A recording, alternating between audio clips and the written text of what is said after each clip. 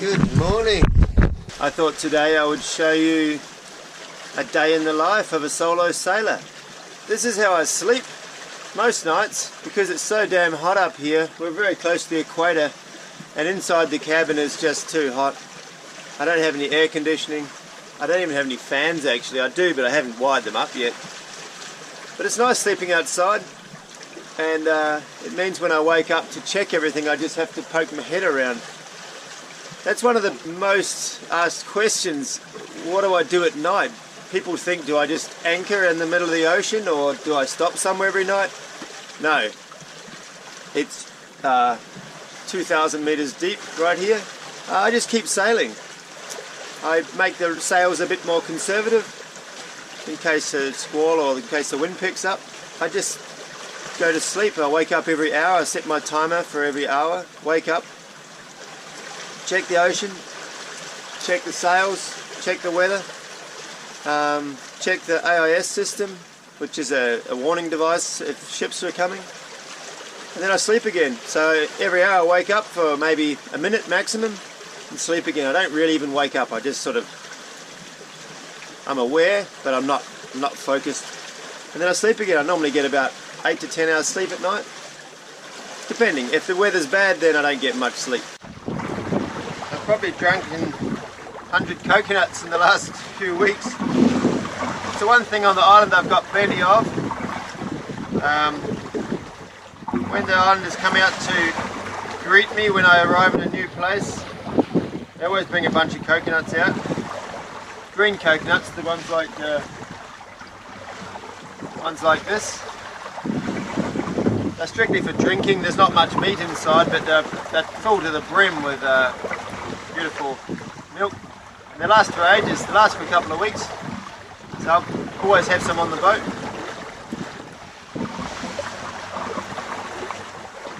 Amazing. Alright, time to get some coffee and breakfast going before I settle in for a hard day of reading books and watching waves.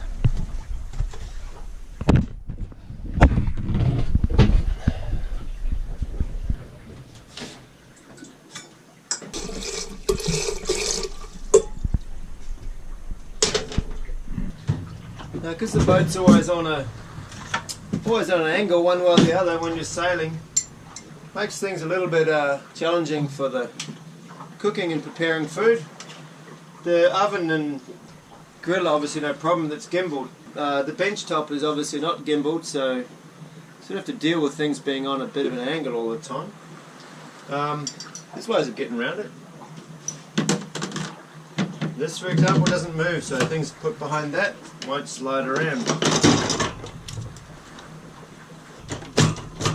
I always jam things in these shelves so that when we're going over waves, things aren't going brap, brap, brap. Everything has to be tight in there so it's not rattling and jumping around. Those things will keep you awake all night if there's noise going. Everything has its home here. After this amount of time now, I've found a space for everything. So even though I've finished the honey, I've kept the honey bottle because it fits in there perfectly. So I use milk powder on the boat for coffee and for cereal. I don't carry hundreds of litres of UHT milk. Milk powder actually tastes pretty good. I remember feeding lambs with it back in the day, but and the smell of it brings back that memory on the farm, but I quite like the taste of it, and I can carry, I've used 8 kilos of that in 6 months now, and takes up hardly any room. It's a lot less cost than normal milk, and it's very light. People have a thing about powdered milk though, they just think it's third world or something, but I really like it. Next up, breakfast. I've been eating Weet-Bix since I was maybe 3 years old. 3 of these bad boys every morning, and I'm good to go until lunchtime. Next up, some sultanas. This stuff here, Frugies, it's a company owned by a friend of mine, Philip Nizzle. He gave me a few tins of this every season to bring on board. It's fresh fruit, just flash frozen and then ground up into a powder. So it still has all the taste and goodness and vitamins and everything of the fresh fruit, but it lasts for ages and it just takes up a tiny amount of room. So I put some of that, I sprinkle some of that on my wheat bix every morning. Thanks, Philip. It's freaking awesome. On top of all that comes a couple of bananas. I've probably never eaten so many bananas in my life as I have this trip. It's one thing that grows in the islands, and believe me, these just fresh grown organic bananas are pretty tasty. I'll probably have trouble eating supermarket European bananas again.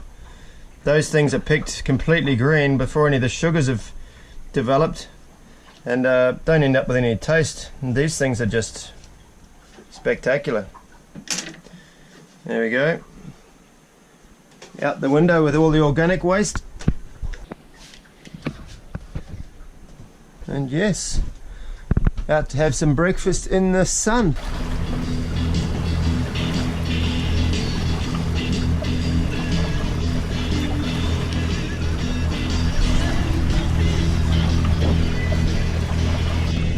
Beautiful day, but the wind just picked up.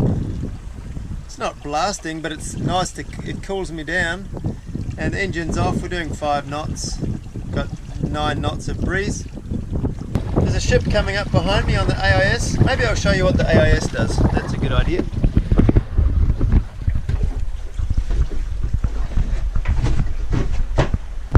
AIS is compulsory for all commercial vessels.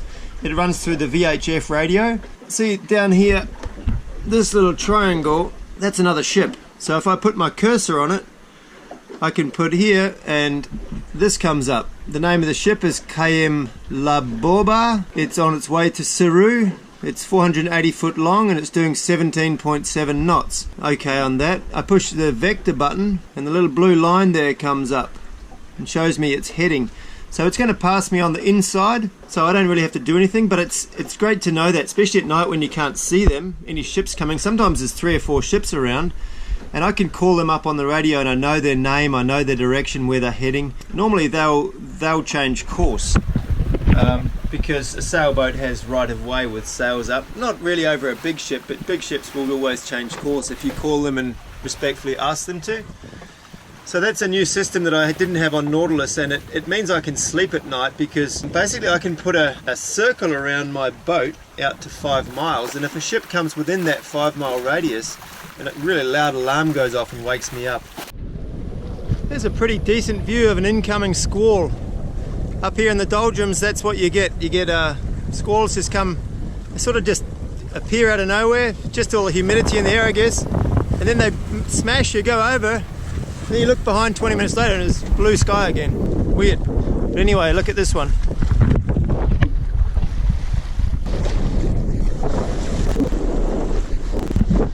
East.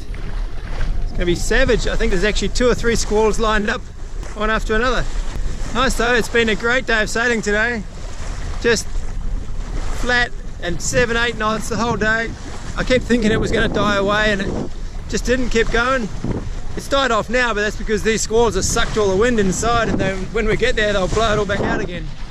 But yeah, good little change.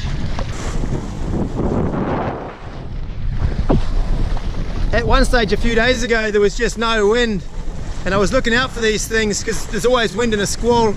So I was actually motoring towards them and getting them, and then sailing for an hour with their wind, and then looking for the next one and motoring towards that. And it meant getting pounded and getting smashed with rain and wind, but also meant I could go at 8 knots for an hour and a half and wouldn't have to use the engine. It's what sailing's about. Sailing, I freaking hate motoring, especially in this boat. This boat just takes everything and it just wants to sail. Give it any opportunity, it'll go for it. It's all good practice too, because it's pretty mellow up here to sail. There'll be other places in the world that I'm going to go to where, you know, 30-40 knot winds are just all the time. Well, when I came from Australia, that's what I had. But it's good practice getting ready and knowing how to reef in time. And look at it now, we're getting closer now.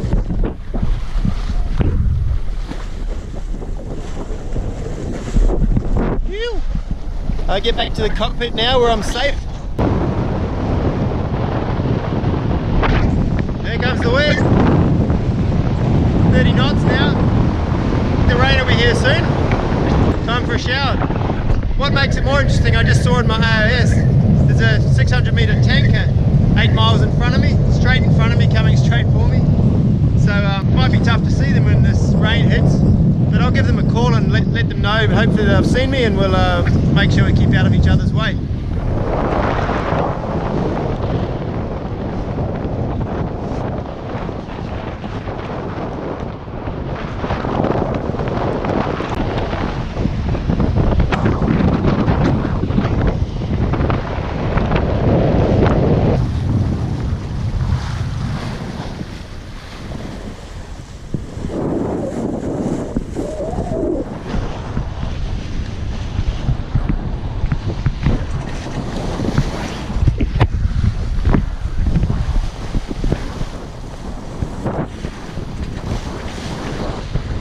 Sunset. Check it out. Go calm everywhere. I'm just on my own out here. It's so fucking rad. No one else is seeing this in my view, this perspective. Look at this. The boat is just flying. And it's just put on a night colour show for me. Look at it. Freaking amazing.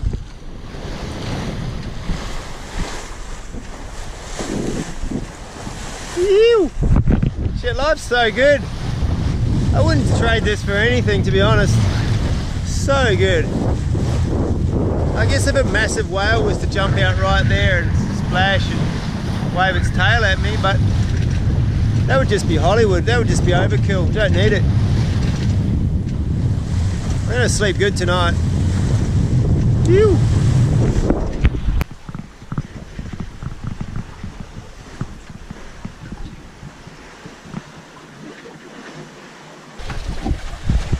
Right, it's time to take a reef. It just got dark. It sort of pains me to put a reef in the mainsail when we're ripping along this fast, but when it gets dark, and now it was full moon about a week ago, so it's real dark now until about after midnight.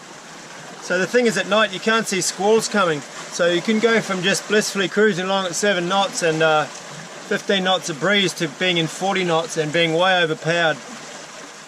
So during the day you can see them coming and get ready for it, but at night you can't, and they're just like whack, and you might be sleeping and then you just get smashed.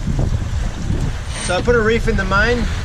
I'll leave the head sail full because that's pretty easily fixed, pretty easily reefed the head sail. But the main, it takes a bit of time, so I'll put one of them in now, and then we'll be be ready if anything comes at night.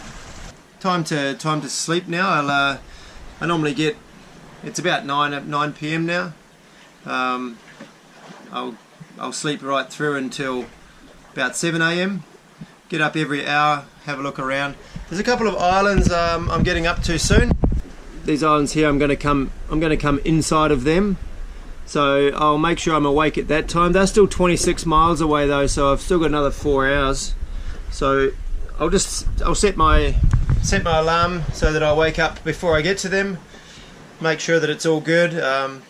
The reason for waking up close to things like that I know I'm not going to hit them. I've got my course, I've researched it all. But for example, if a ship was coming there, it would get pretty narrow, so I definitely need to be awake during that time. So I'll probably wake up for an hour while I'm going between those islands.